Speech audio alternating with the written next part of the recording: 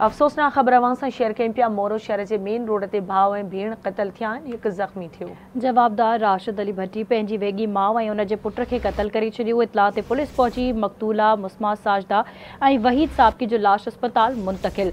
Firing दौरान गोलियूं लॻण सबबि दुकानदार उस्ताद सरवर रहमानी ज़ख़्मी थी पियो। जवाबदार खे गिरफ़्तार कयो वियो आहे।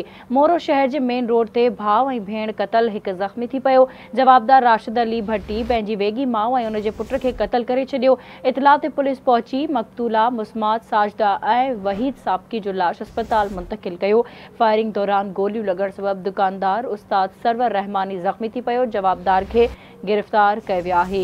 मोरो शहर जे मेन रोड ते भाउ ऐं भेण क़तल, हिकु ज़ख़्मी। जवाबदार राशिद अली भट्टी पंहिंजी वेगी माउ ऐं उन जे पुट खे क़तल करे छॾियो आहे। तफ़सील मालूम कंदासीं आवाज़ न्यूज़ जे रिपोर्टर अयाज़ सोलंगी खां। जी अयाज़, कहिड़ा तफ़सील आहिनि वाक़े जे हवाले सां?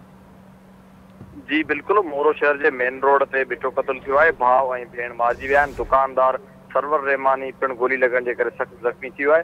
अव्हांखे ॿुधाईंदो हलां त मोरो शहर जे मेन रोड ते जवाबदार राशिद अली भट्टी कोर्ट में हाज़िरी तां वापसी तां पंहिंजी वेगी माउ मुस्मात साजदा ऐं उन जे भाउ यानी कि पंहिंजे वेगे मामे वहीद पुट अब्दुल खालिक साहबकीअ खे गोलियूं हणी क़तल करे छॾियो। इतलाह ते पुलिस पहुची लाश खणाए अस्पताल मुंतक़िल कया, जिथे पोस्टमार्टम कया पिया वञनि।